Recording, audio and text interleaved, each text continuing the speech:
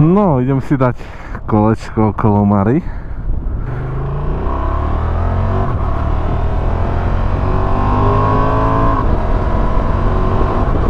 ...17 stupňov na Liptove, tak toto dlho nebolo.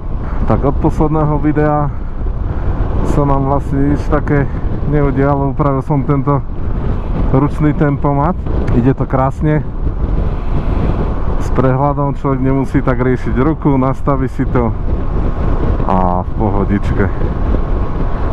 No, ale mám výbornú novinku a to je tá, čo mi príde ako prvému Slovákovi, elektronický tempomat od spoločnosti Veridian Cruise Control, s ktorými som urobil spoluprácu, takže budete si ho môcť predobjednať a nebudete musieť využívať takéto AliExpressové, ale originál elektronické tempomaty, ktoré budú fungovať na jednotku v tom slova zmysle, že keď stlačíte prednú brzdu alebo zadnú brzdu, tak sa on automaticky vypne.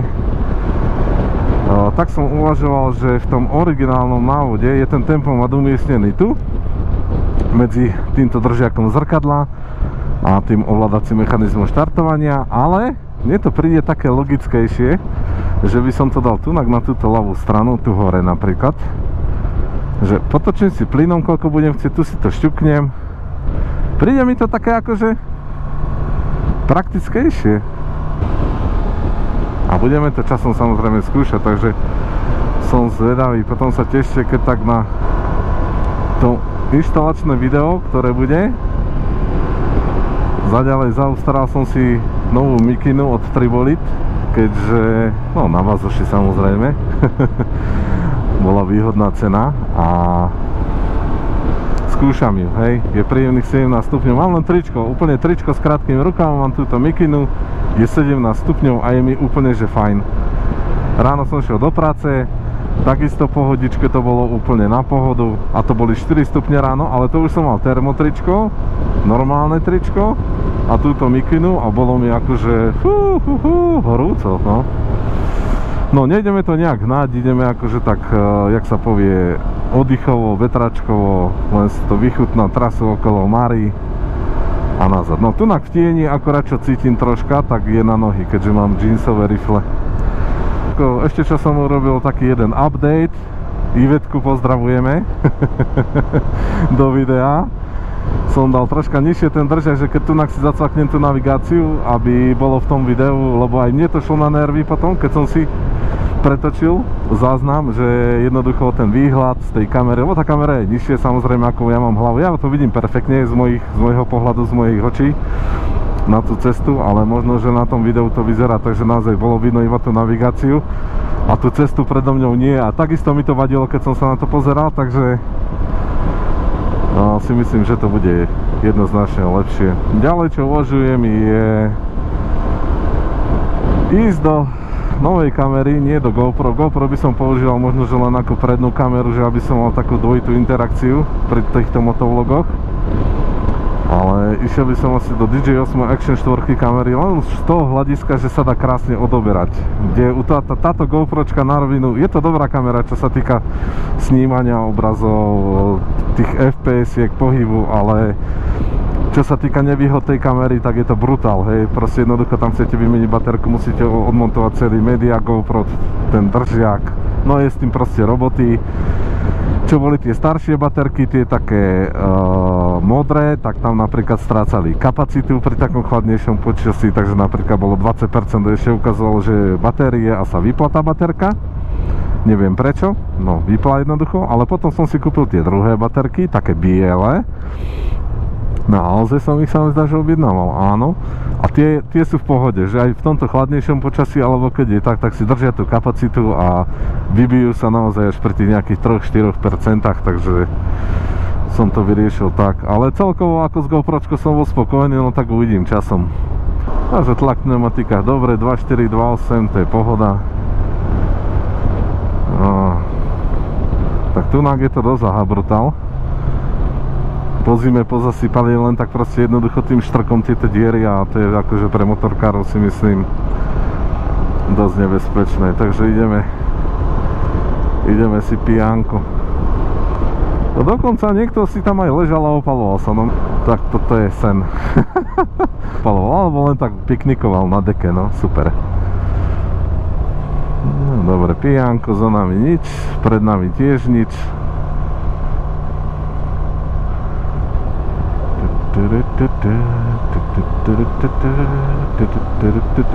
Krásne počasie, nádherné. No samozrejme testujeme, no tu je troška štrku, tak jemne, prejdeme cezeň. Ešte testujem aj to mazanie reťaze. Zatiaľ vyzerá, že to funguje. Pohode, ale nenabehol som ani toľko kilometrov, aby som mohol vlastne urobiť tú polotočku. Troška akože mi vykvapkáva ten olej, to budem úprimný. Ale ako som dotiahol to víčko tak viac, tak už to tak prestáva. Hej, že už nie je toľko tých kvapiek tam, keď odstavím tú motorku. Takže je to o hodne lepšie, si myslím. A vybavil som vlastne pre všetkých, ktorí si objednajú pod môjim kódom J3ZON, ja ho tu aj napíšem. Získavate zľavu 12%, čo je, si myslím, že akože dosť, keď si predobjednáte teraz ten tempomat. Od apríla by mali posielať nejaké prvé tie predobjednávky. Takže keď si to objednáte cez mňa, tak ušetríte 12% z tej ceny. Cena toho tempomatu je okolo nejakých 284 €, takže si to vypočítajte. No, takže to by bolo asi tak z tejto stránky všetko. Ďalej, čo máme akože tak v pláne do budúcna, alebo v priebehu tohto roka, tak oslovil som firmu Makna, ak poznáte, čo vyrába bundy a tieto také motorkárske oblečenia. Tak budeme testovať možno, že pár ich bund počas sezóny a uvidíme, ako to dopadne. Aspoň prídeme na to reálne, že ktoré bundy budú dobré, ktoré zlé, ktoré proste nekupovať a tak, alebo ktoré proste jednoducho odporučíme. A bude to zaujímavé. Ja si myslím, že táto sezóna bude na pohodu. Pijánko. Samozrejme mám ísť ešte potom v pláne ísť niekde aj mimo hranice Slovenska, niekam ďalej, no. Možno nejaké to Rumunsko, uvidím, naozaj nechcem nič predbiehať, lebo ako sa hovorí, človek mieni, ale Pán Boh mení, však, alebo nejak tak. Tak nejak to je.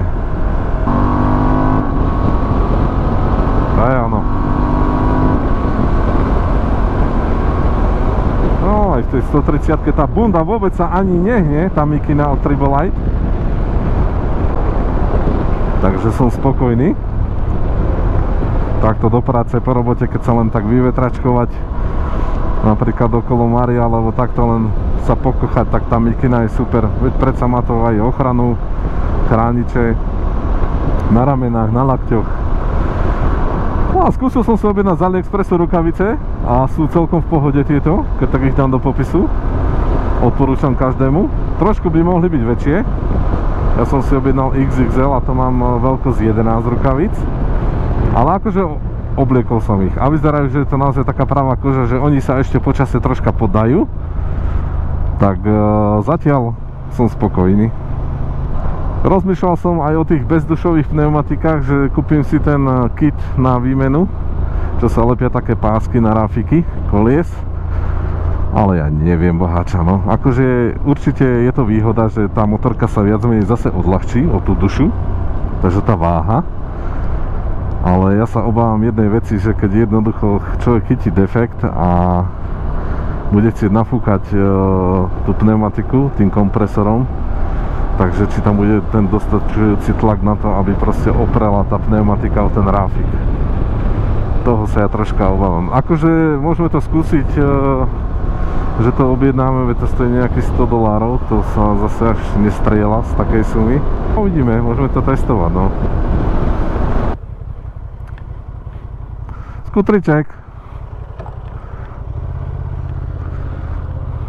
On pozdravil chalana. Aj to je vončo. Takto oproti slniečku je to príjemné. Kto vie, ako zase v lete tá mikina, keď je čierna. Ale už nie je taká čierna, už je troška taká vyšedivená. Že či nebude v tom moc teplo. Zľava môžeme, sprava takisto. Ja sa radšej vždy presvedčím aj 3-4 krát. Takže máme zase na nejakú takú chvíľočku pokoj. A už sa teším naozaj, že keď zmizne tento štrk okolo cesty a už bude taká príjemná tá teplota okolo tých 18, 19, 20, ideálne tých 21 stupňov na motorku, to je parádička vtedy. Ale príjemne sa mi sedí aj na tých AliExpressových podložkách, čo mám pod zadok. Je to také na pohodu. A dneska ani moc nefúka, takže ako cíti to. Ani to plexi som si nedal nejak hore do tej vyvýšenej polohe, ale skôr tak nižšie som si ho dal. A skúsime ešte ten tempomat tu ďalej na takej rovinke.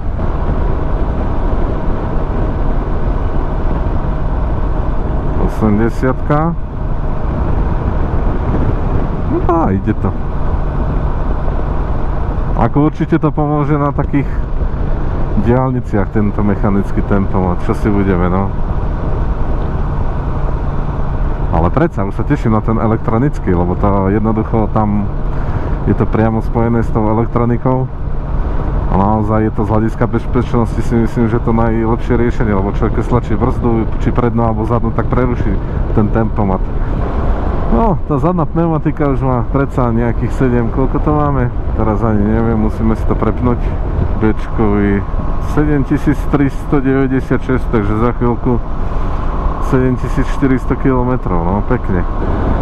Je to paráda. Táto strana sa mi zdá byť taká lepšia, taká čistejšia ako tá strana. Aj tá jar má niečo do seba, predsa.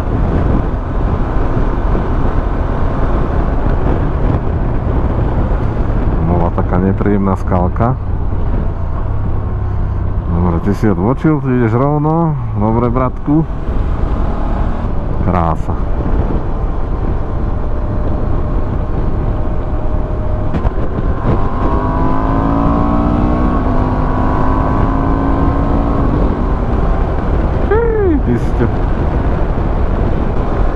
Žihadlo tento Transalp, darmo. A to máme gravel mod. Prečo mám gravel mod? Wow, mode, štandard. Takže človek otočí tú Liptovskú Maru takto úplne, že raz, dva. A troška som šiel, akože priznám sa tak rýchlejšie, že troška svižnejšie, no aby si sa neposral. Ale karma existuje. Takže pohodička. A ja tiež idem nejak rýchlo 60.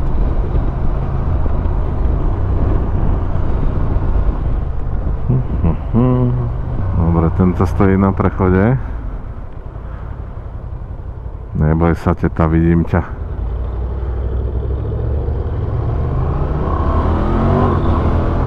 Dobre, tak ja sa s vami lúčim z tohto krásneho miesta a vidíme sa pri ďalšom videu, vlastne kde si ukážeme to zapojenie toho elektronického tempomatu a potom aj samostatné testovanie. Tak majte sa krásne a čaute.